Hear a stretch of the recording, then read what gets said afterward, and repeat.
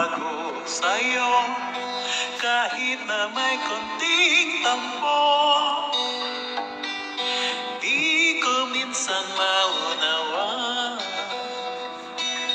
kahit pa magdasal, ang buhang di pa rin maiwasan. Ito ba'y sa pagmamahal? Ano ba ang gusto ng puso kung ito nalilito? Dahil sa pag-ibig sa'yo, ikaw lamang ang gustong makasama sa mundo hanggang sa